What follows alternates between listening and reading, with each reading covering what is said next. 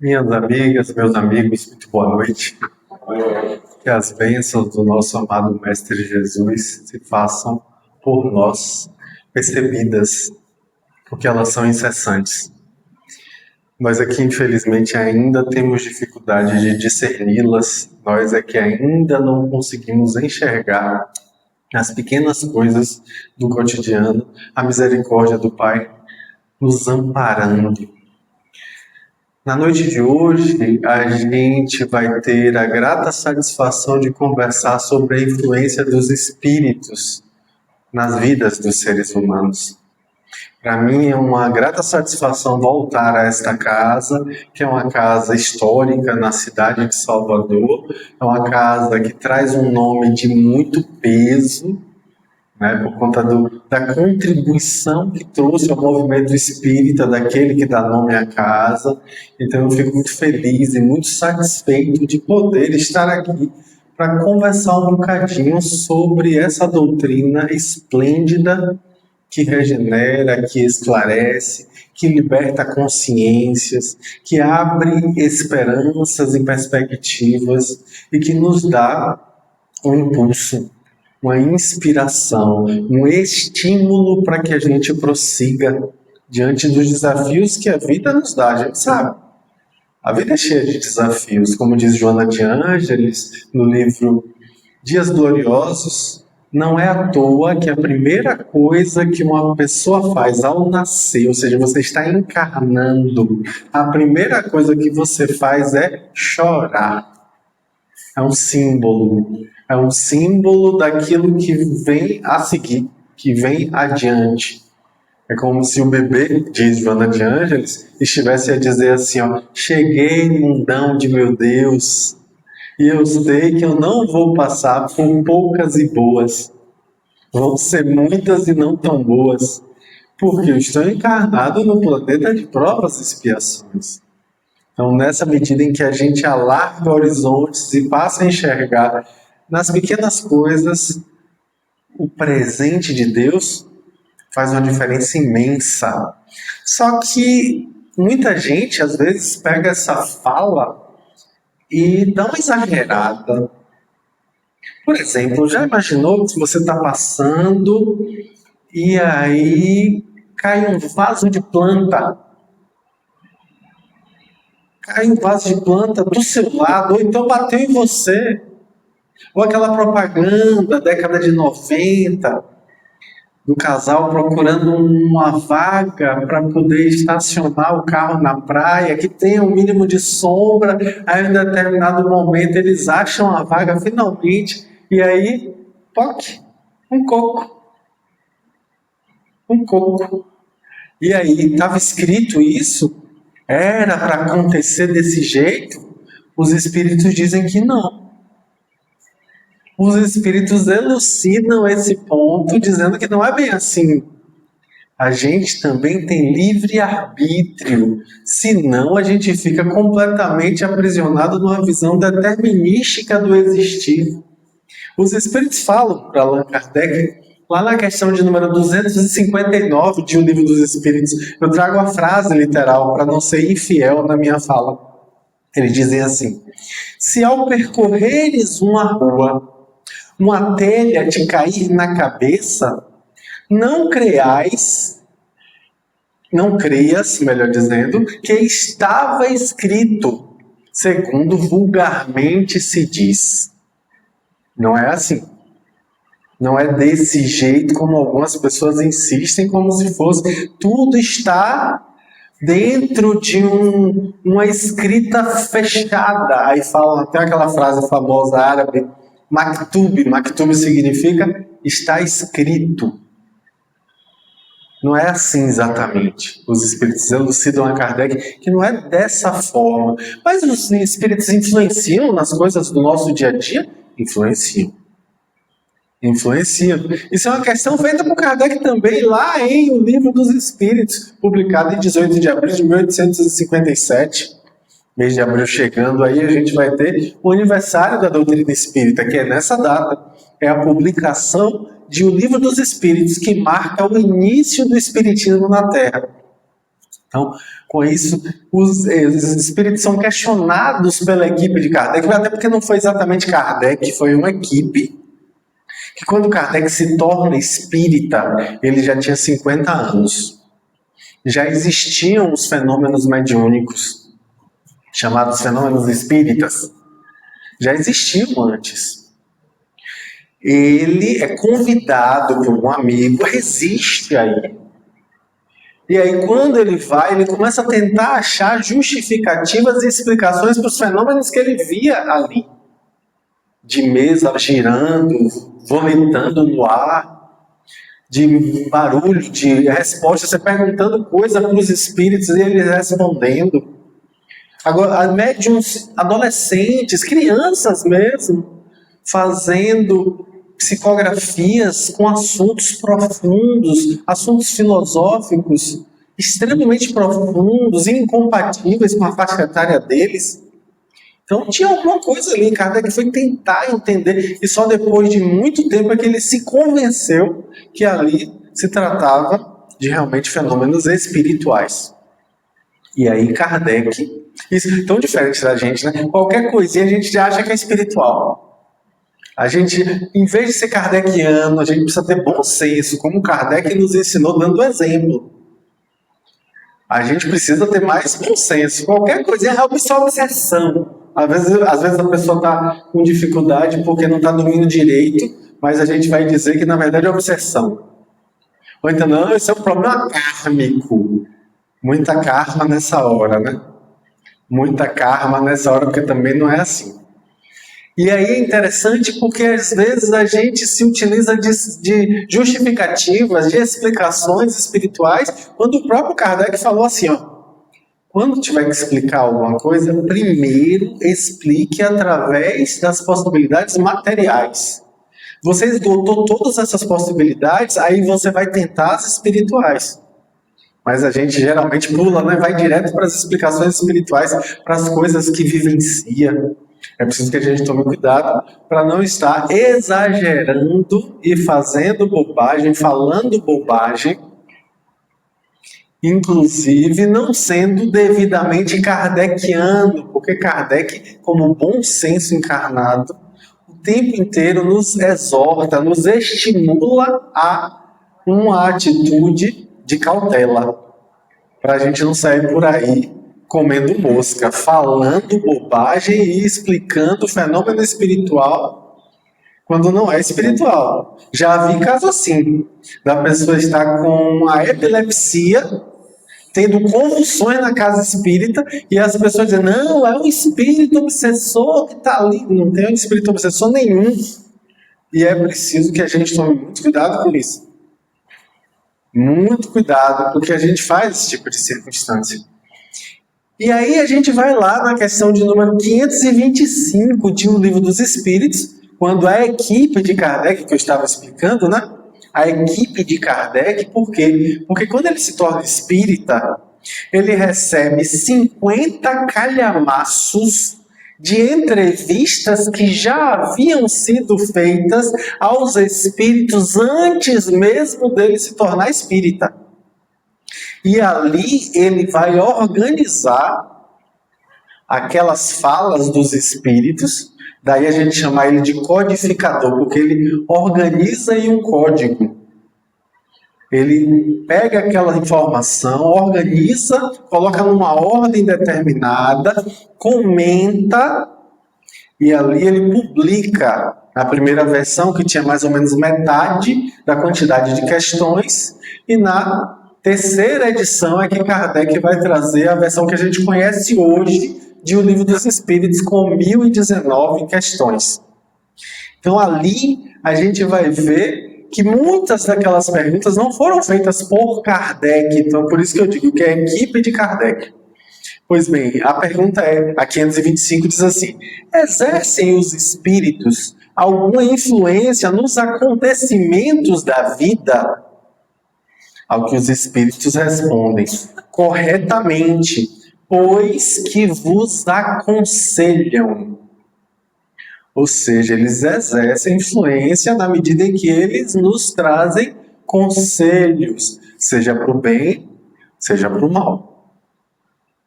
Depende da qualidade da nossa companhia.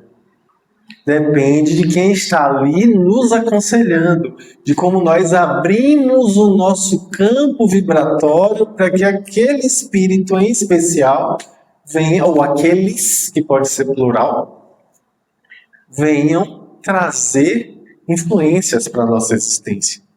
Então isso é interessantíssimo, porque a gente já começa a perceber, então sim, existe influência, existe, claro que existe. E aí eles perguntam, né, a equipe pergunta, questão 825A, ou seja, está dentro da 825. Exercem essa influência por outra forma, que não apenas pelos pensamentos que sugerem, isto é, tem ação direta sobre o cumprimento das coisas? Ou seja, pode ser que eles influenciem também fora dos pensamentos? E aí os espíritos respondem, sim, mas nunca atuam fora das leis da natureza. Ou seja, sempre com uma perspectiva de que não existe sobrenatural. A doutrina espírita é maravilhosa para a gente perceber isso, né? Não existe paranormal, não existe sobrenatural. Uma coisa que as pessoas se chocam quando a gente fala, quando a gente vai falar sobre espiritismo, a gente diz, o espírita não acredita em milagre. Não na acepção que a gente tem hoje do que é milagre. O que é milagre para a teologia clássica? A suspensão temporária das leis da natureza. Não existe isso dentro da doutrina espírita. Não existe suspensão temporária das leis da natureza. Isso, inclusive, está no frontispício do livro A Gênese, de Allan Kardec. Ele diz assim, Deus mostra sua grandeza não pela supressão das suas leis, mas pela efetivação das mesmas. Deus não mostra que é grandioso. Ele fez a lei da gravidade. Aí ele vai mostrar que ele é grande quando ele vai e suprime a lei que ele mesmo fez. É um contrassenso. É um contrassenso. É justamente um cumprimento da lei que mostra como ele é grande. E aí é que a gente vai entender que quando acontece um fenômeno, por exemplo, de volitação, eu falei agora da mesa girante que volitava, flutuava no ar. Aí a gente vai dizer que aquilo é uma supressão das leis da natureza que se interrompem naquele momento. Não. Existem vetores, ou seja, existem forças atuando naquela mesa, naquele momento, que a gente que tem ainda dificuldade de compreender. A gente que ainda não entende, mas existem forças atuando ali. E aí a doutrina espírita vai nos ajudar a compreender quais são essas forças e como elas atuam. Então os espíritos deixam claro que sim, eles, como espíritos, atuam nos acontecimentos da vida. Mas e a influência direta com relação a nós, seres humanos? Aí a gente vai lá, também, no livro dos Espíritos, na questão, essa é bem conhecida, essa é bem famosa, a questão 459. É justamente a pergunta fatídica que impõe a nossa fala na noite de hoje. É a pergunta que influencia totalmente na minha fala. Eles dizem assim, influem os espíritos em nossos pensamentos e em nossos atos? Os espíritos influenciam nossos pensamentos ou nossos atos? Aí os espíritos respondem. Essa resposta é fantástica. Mais do que imaginais, pois vos dirigem com frequência. Olha que interessante, outra tradução vai dizer assim, ó, mais do que imaginais, pois com bastante frequência são eles que vos dirigem. Olha que interessante. Então, muito frequentemente são os espíritos que nos modulam. E aí, como é que a gente consegue entender, então, se o pensamento é meu mesmo ou do outro? Essa pergunta também é feita pela equipe de Kardec. São as questões seguintes, né? A 460, a 461. A gente vai ver que são justamente ali as informações que a gente precisa para poder compreender como é que a gente diferencia quando é o pensamento meu, quando é o pensamento de um bom espírito, quando é o pensamento de um espírito mau. E como eu não gosto de dar spoiler, eu gosto de usar a palestra espírita dessa forma, estimular que a gente busque estudar. Eu não vou dizer como é que a gente diferencia se o pensamento é meu ou do outro. Eu estou convidando para que a gente se debruce para o estudo. Porque não adianta a gente ficar na postura do obstetra, esperando o neném chegar já pronto. Né? Palestra espírita não é para isso, não. Não é para isso, não. Para a pessoa chegar lá na frente e falar, e a pessoa passivamente apenas escutar como quem assiste TV, sem interagir, não. Conhecimento espírita precisa estimular para o estudo. Questão de número 898 de O Livro dos Espíritos. Para que a gente precisa estudar? Estando encarnado, se no plano espiritual a gente vai aprender em poucas horas o que aqui a gente demoraria anos. Aí os espíritos dizem que quando você aprende aqui, estando encarnado, você se instrumentaliza para fazer o bem. Você faz melhor o bem. Então só por isso já é positivo. E o segundo ponto é que o espírito puro tudo sabe. Ele sabe tudo. Se você está na caminhada evolutiva, na jornada de iluminação pessoal, então comece a tomar gosto por estudar, porque o espírito puro, ou seja, aquilo que te aguarda lá na frente, estamos fadados à glória estelar, como diz Joana de Ângeles, fadados à herança da glória estelar. Ela fala assim. Então seremos espíritos plenos, seremos Cristos cósmicos. Vai demorar na medida direta da nossa resistência. E como diz Carl Gustav Jung, aquilo a que você resiste persiste. Então a gente fica resistindo. E Joana de Ângeles fala isso, que a gente resiste à evolução na figura da rebeldia e da revolta. A gente se rebela. A gente quer estufar o peito e mostrar o ego. A gente está numa fase da vida da humanidade que é bem forte isso, né? A questão identitária, as pessoas querem bater firme no peito e ostentar o ego, porque eu sou isso, porque eu sou aquilo. O convite do Cristo é que a gente vá se despindo do ego. O convite do Cristo é como diz Paulo de Tarso, já não sou eu quem vive, mas o Cristo que vive em mim. Olha que convite. Despisse de si mesmo, para que algo maior do que você se realize através de você. É o conceito que Viktor Frankl, pai da logoterapia, chamou de autotranscendência. É transcender a si mesmo. Não, ele estava criticando a fala de um psicólogo humanista chamado Abraham Maslow, que falava, é preciso que você se torne o mais completo você que só você pode ser. Interessante essa fala dele, né? Mas aí vem Viktor Frankl e diz, não, é preciso que você transcenda isso, para que algo maior do que você se realize através de você. É justamente essa perspectiva que a gente vai encontrar dentro do cristianismo primitivo.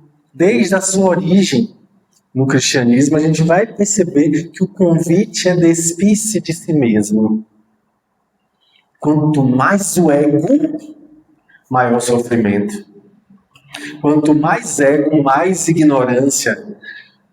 Livro O Céu e o Inferno, de Allan Kardec, lá no Código Penal da Vida Futura. No iniciozinho, primeiro, segundo, terceiro, quarto item, a gente vai ver a perspectiva clara de que o sofrimento humano é diretamente proporcional à sua ignorância. Quanto mais ignorantes, mais sofremos.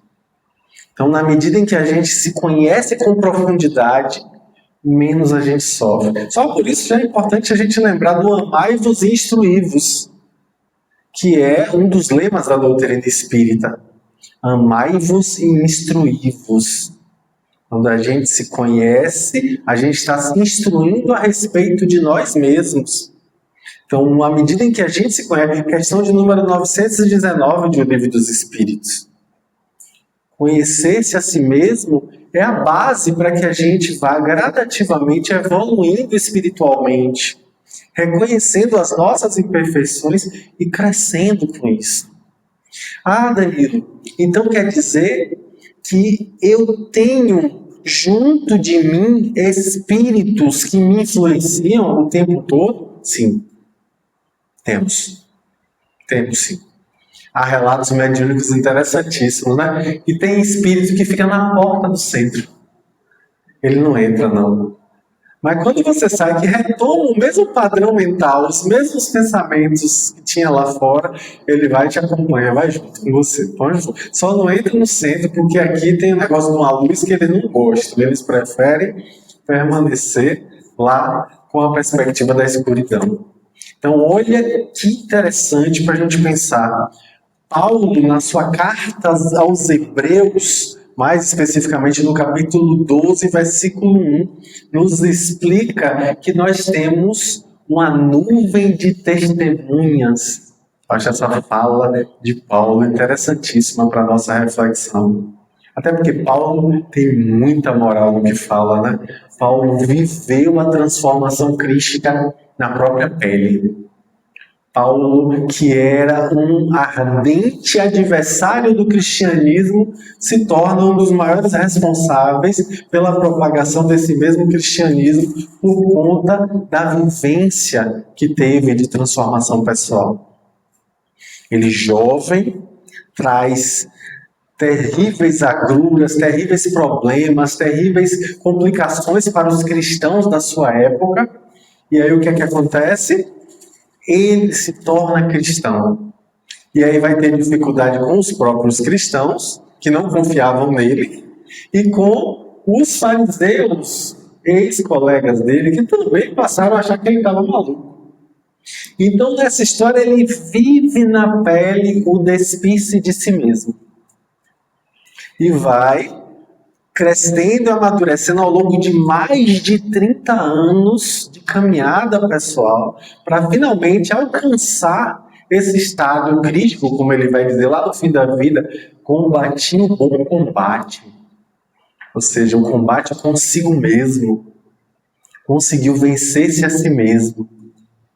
Quem nunca leu, o melhor livro que eu já li na minha vida, dá nome à minha casa mater, que é o Centro Espírita Paulo e Estevão, lá nas Ubaranas, ali na Amaralina. O pessoal diz que é Bituba, mas o IPTU mostra que é Amaralina.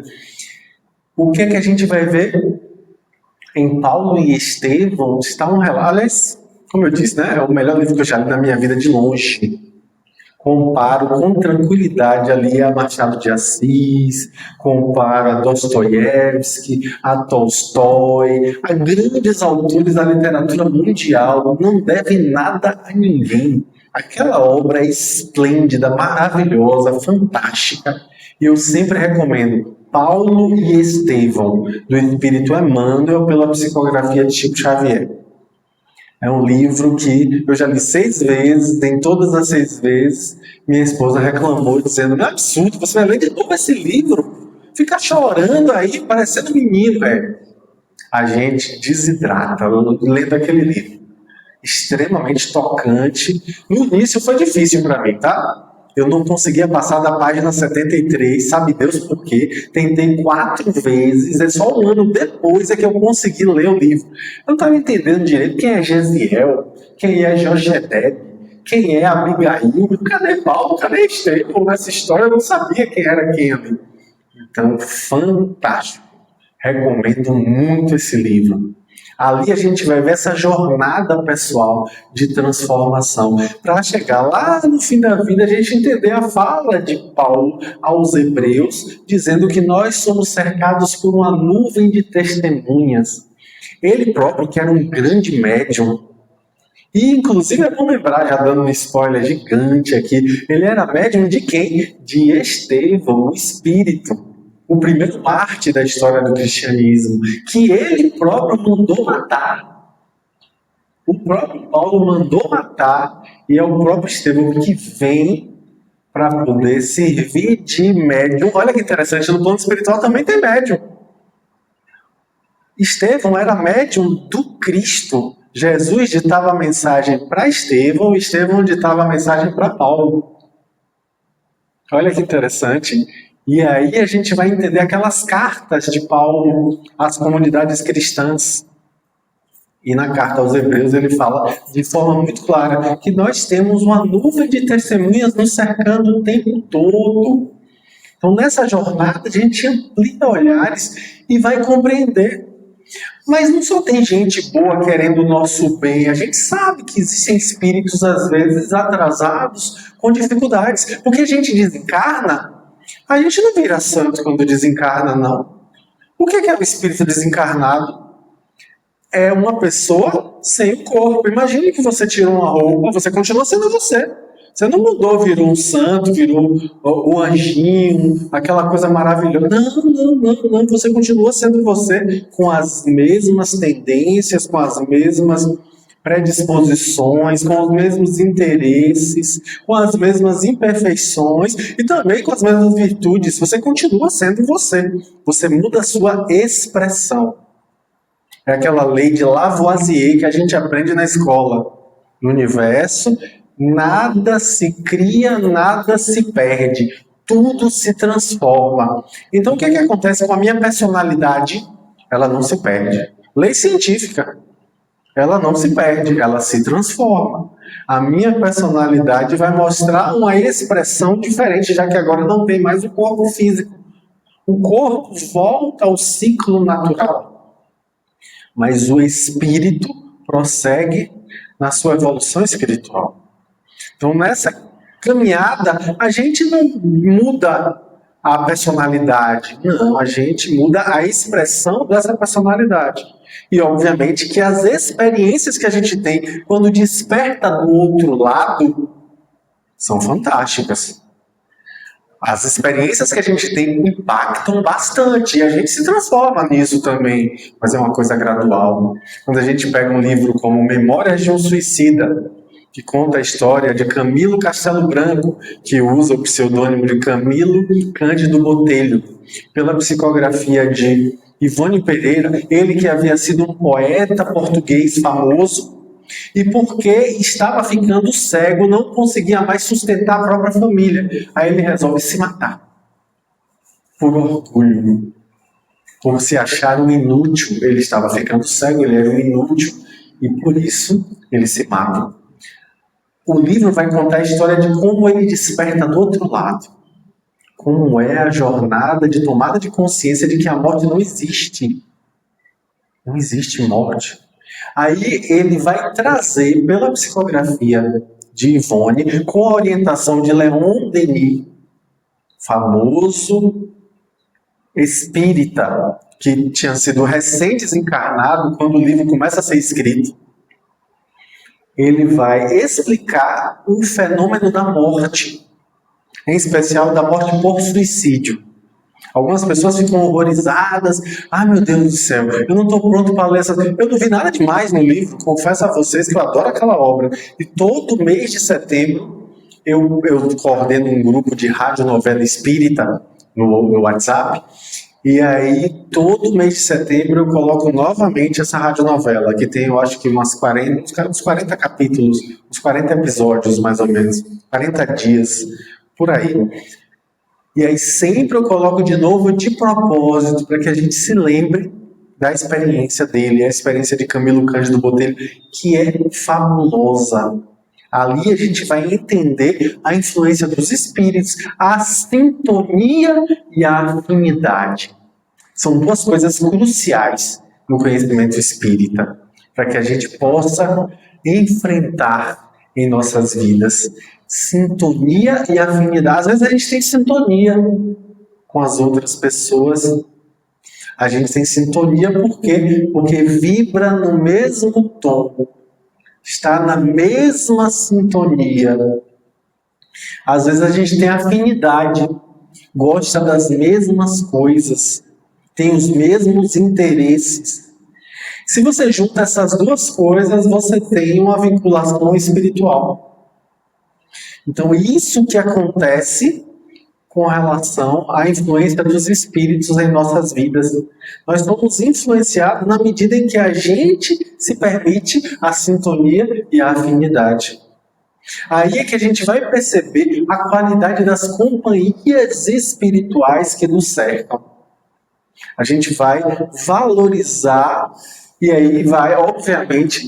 Eu me lembro quando eu era criança, foi o primeiro livro que eu ganhei. Não, o segundo livro que eu ganhei. Ganhei foi de meu avô. Meu avô me deu de presente um livrinho pequeno, famoso, best-seller espírita. Talvez seja o livro espírita mais vendido de todos os tempos. Sabe como é o nome desse livro? Minutos de Sabedoria. As pessoas não sabem que é um livro espírita, mas é Carlos Juliano Torres Pastorino. Ele era espírita. E ele, inclusive, tem um livro maravilhoso chamado Sabedoria do Evangelho, que eu tenho até um estudo às sextas-feiras no canal Raciocínios Espíritas. Tá? A palestra está sendo gravada, mas vai para outro canal, que é Reflexões Kardecianas, que é um canal recente, recém-criado. Não tão recente assim, mas tem pouco tempo. Mas no canal Reflexões... Não, no canal Raciocínios Espíritas, às sextas-feiras tem o estudo da obra Sabedoria do Evangelho, de Pastorino. Pois eu lembro quando eu recebi de presente o livro, meu avô me explicou, você vai abrir aleatoriamente, vai ler a mensagem. Eu lembro de algumas mensagens daquela época que eu li, quando eu estava aprendendo a ler, eu tinha 7 anos de idade. Aí, eu lembro de uma que ficou muito marcante para mim. Porque falava assim, tome cuidado com a qualidade das palavras que você profere. Porque os anjos de Deus podem ficar horrorizados com aquilo que você fala e com isso eles vão se afastar de você. Aí eu, eita... Nessa hora a gente percebe, né? Porque a gente tem que tomar muito cuidado com a qualidade das palavras e principalmente dos pensamentos que a gente emite. Porque isso vai determinar a ambiência psíquica ao nosso derredor. Vai determinar quem vai estar lá se sentindo à vontade com aquilo. A qualidade de música. Eu trouxe aqui uma história interessante sobre isso da música.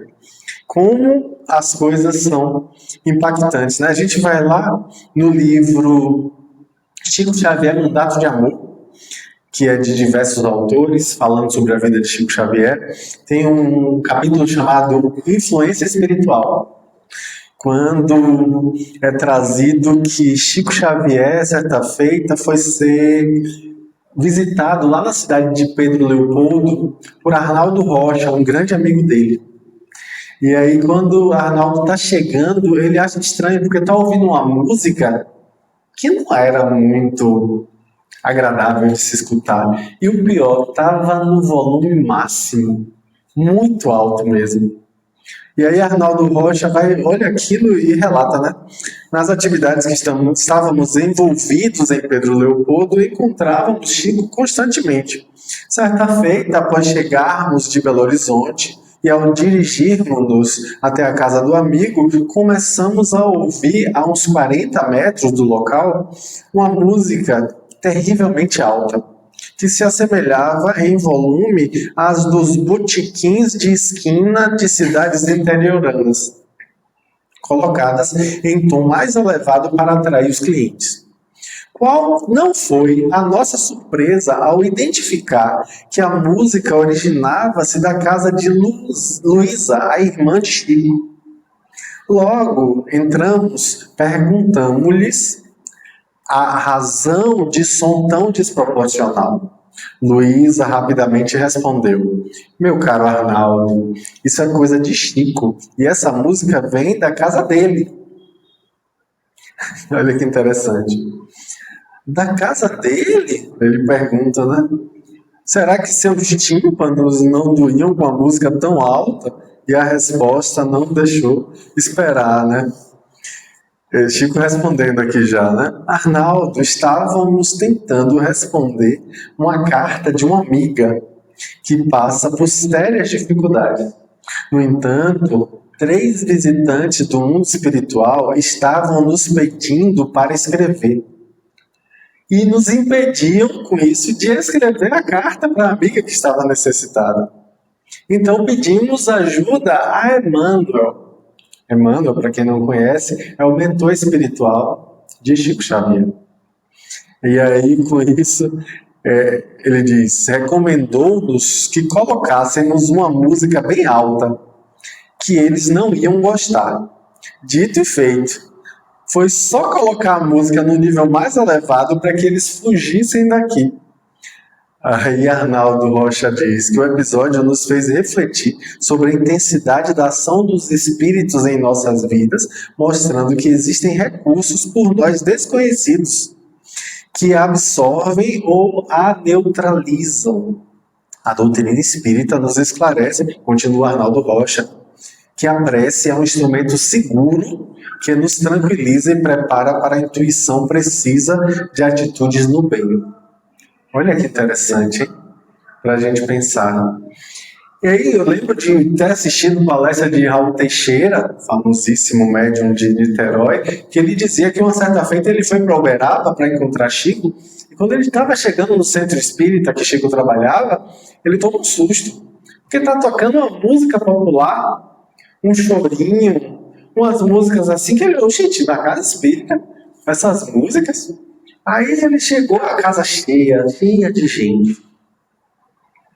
Aí ele olhou assim, que estranho. As pessoas cantarolando a música popular, cantarolando. Aí quando terminou a reunião, ele foi perguntar: ô Chico, esse tipo de música não é inadequado não para uma reunião mediúnica que você está lá psicografando cartas consoladoras?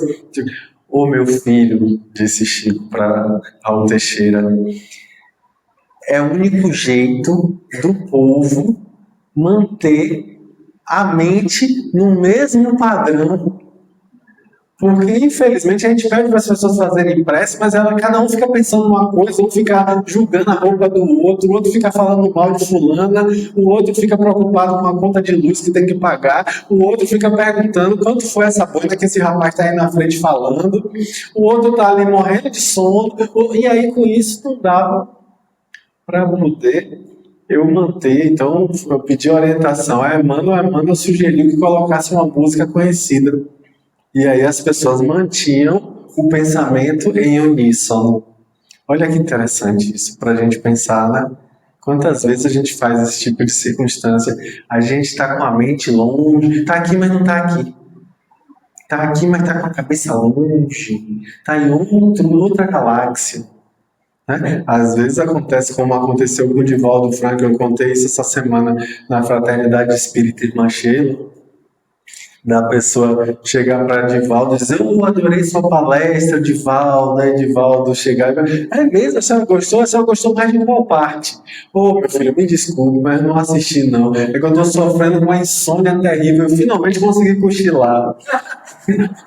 Imagine aí, né? Como é a situação. Então a gente precisa realmente cuidar da qualidade dos nossos pensamentos. E Arnaldo Rocha vai em cima quando ele diz aqui na história de que a gente precisa usufruir do poder da prece. A oração faz uma diferença imensa. A gente aqui, infelizmente, não consegue ainda perceber o benefício disso.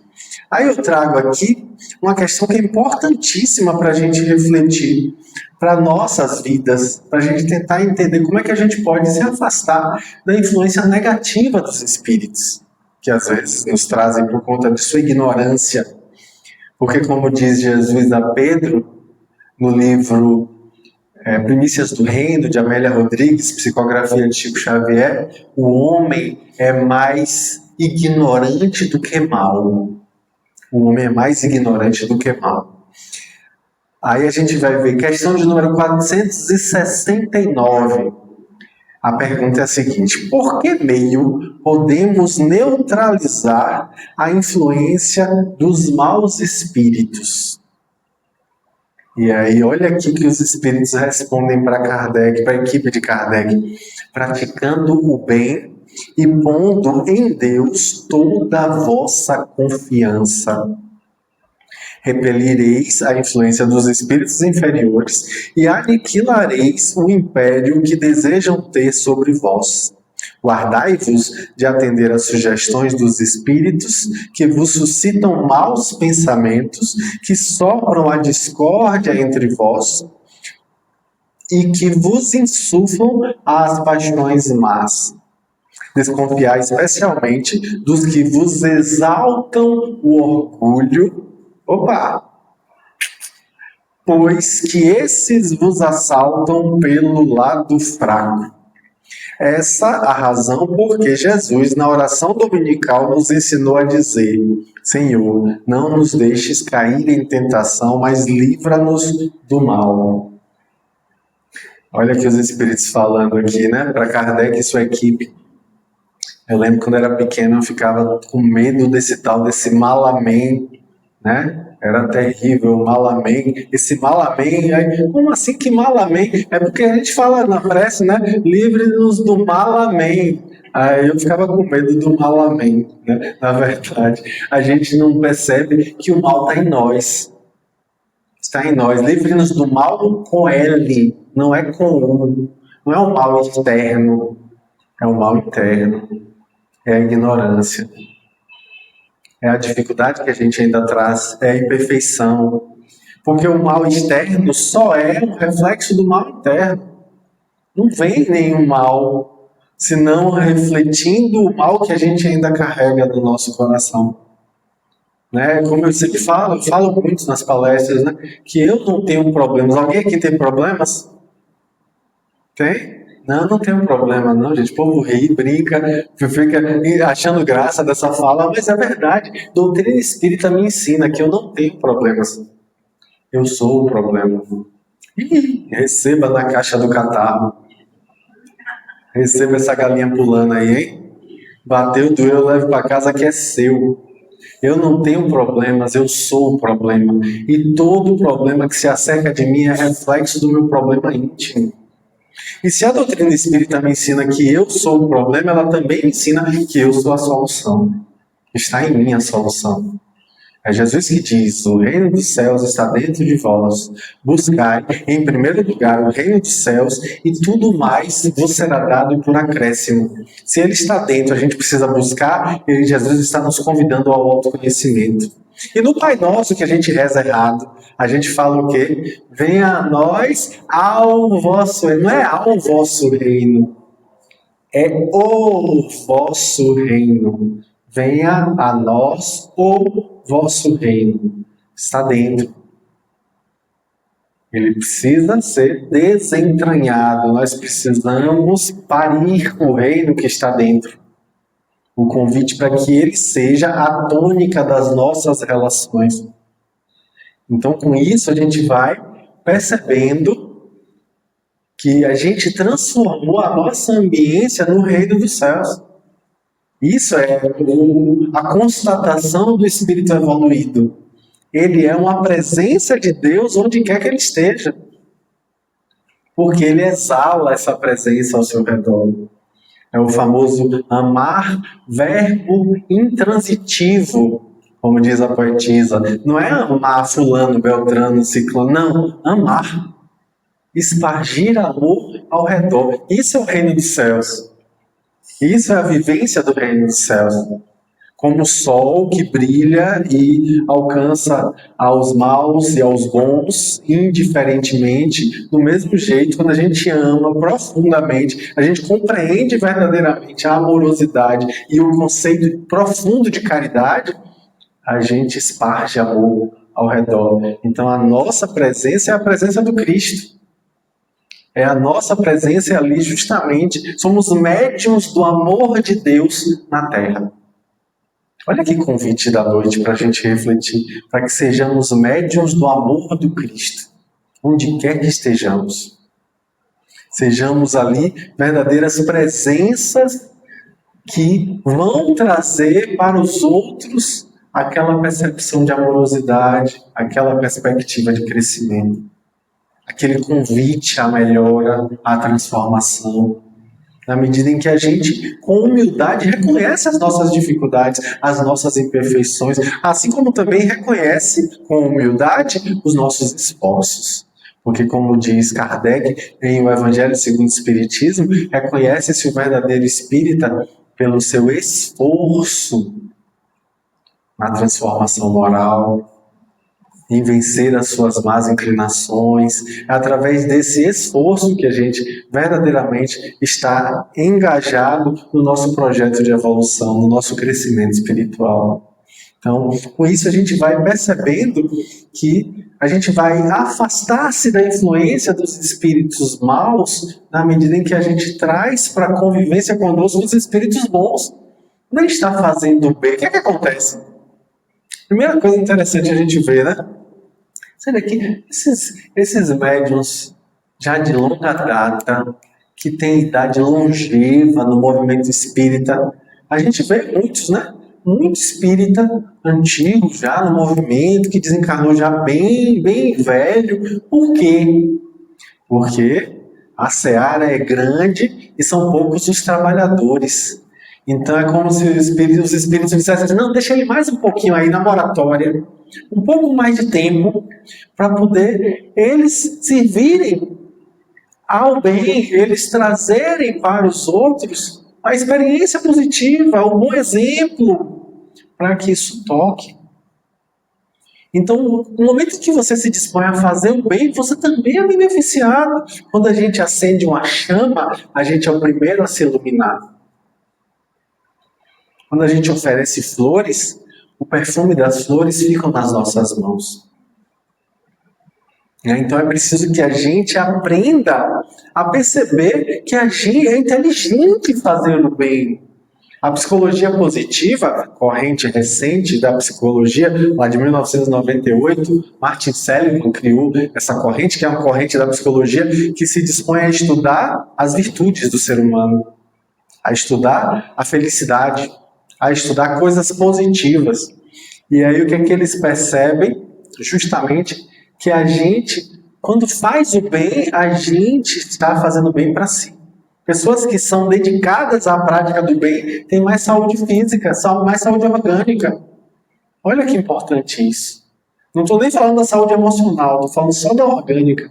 Então só isso aí já é suficiente para que a gente se engaje verdadeiramente em fazer o bem, para que a gente saia da postura do obstetra de ficar apenas esperando o neném chegar e que a gente interaja com esse bem, que a gente se engaje, que a gente se voluntarie para fazer o bem, que a gente se disponha realmente a separar um tempo. Eu só consigo uma vez a cada 2 meses, uma tarde, ou uma hora, ou duas, seja isso, faça. É isso que você dispõe? Faça. Se é isso que dá para você fazer, faça. Eu só tenho como, no momento que eu estou no engarrafamento por conta de um acidente de trânsito, fazer uma prece pelos envolvidos. Faça. Estamos precisando disso. Aquele momento ali é o momento que a gente mais precisa de prece, porque tem um monte de curioso, malsão, que fica ali contaminando aquela ambiência com sua curiosidade doentia. Então é importante naquele instante que a gente pare e faça uma prece pelos envolvidos, estejam eles encarnados ou desencarnados, que a gente se dedique verdadeiramente a ser um ponto de luz em qualquer circunstância, ainda que na escuridão, porque se houver luz não tem mais escuridão. Então, se a gente se dispõe a perceber uma coisa incrível, interessante, que a gente não pensa, é uma coisa óbvia. Emmanuel fala isso. Uma obra também psicografada por Chico Xavier, Emmanuel coloca uma frase tão óbvia, tão boba, que é justamente o livro Plantão de Paz, de Emmanuel, capítulo 9, chamado Nossa Parte. Nos convidando a fazer a nossa parte. Ele diz o quê? Se somos influenciados, nós também influenciamos. Influenciamos e somos influenciados. E com isso ele vai, ao longo da mensagem, chamar a atenção para a autorresponsabilização. A gente às vezes fica preocupado em ser influenciado pelos espíritos, quando na verdade a gente precisa perceber que nós também influenciamos os espíritos. Né? E aí ele diz, termina com essa reflexão de Paulo, novamente, na sua primeira carta aos cristãos da cidade de Corinto, capítulo 5, versículo 6. Não sabeis que um pouco de fermento leveda a massa toda? Ou seja, cuidado para que você seja uma boa influência. Para que você seja uma influência positiva. Você é um espírito também. Está encarnado, mas é espírito. Então você também influencia. Então seja você a boa influência. Seja você o elemento que atrai boa influência para as nossas existências. Olha que convite. necessário para que a gente pare de ficar culpando os espíritos dos fatos da nossa vida, que a gente se responsabilize. Doutrina espírita tem dessas coisas, né? Uma vez a doutrina espírita começa a fazer sentido na nossa vida, nunca mais a gente é em paz. Só lamento. Ah, mas tá tão gostosinho, deixa como tá para ver como é que fica. Sinto muito. E a lei de causa e efeito, a gente sabe. A gente é convidado e por isso vai se responsabilizando. Doutrina espírita, quando começa a fazer sentido, dá uma rearrumada nas nossas perspectivas. Nos implica, nos coloca. A culpa era da educação que eu recebi de minha mãe, muito colo, afina as pernas. Ah, meu pai foi negligente, foi omisso. Ah, meu avô foi conivente com a agressividade de fulana de tal. Minha professora foi flexível com o bullying que os colegas fizeram. Não, nesse momento você para e se pergunta, e eu com isso? Como é que eu me implico nisso? Isso faz toda a diferença, porque nos empodera. Como diz Sartre, não importa o que fazem com você, importa sim o que você faz com o que fazem com você. Se você fizer disso um escarcéu, vai ser um escarcéu. Ó vida, ó céus, ó azar, coitadinho de mim. Se você fizer disso um aprendizado, se você fizer disso um trampolim, se você fizer disso uma ferramenta de empoderamento, se você fizer disso um empurrão para a sua transformação necessária, assim será, porque você fez a escolha. Então seja você a boa influência que o mundo necessita. Seja você a presença do Cristo na vida de todos ao seu redor. A mensagem era essa. Muito obrigado pela atenção e pela paciência.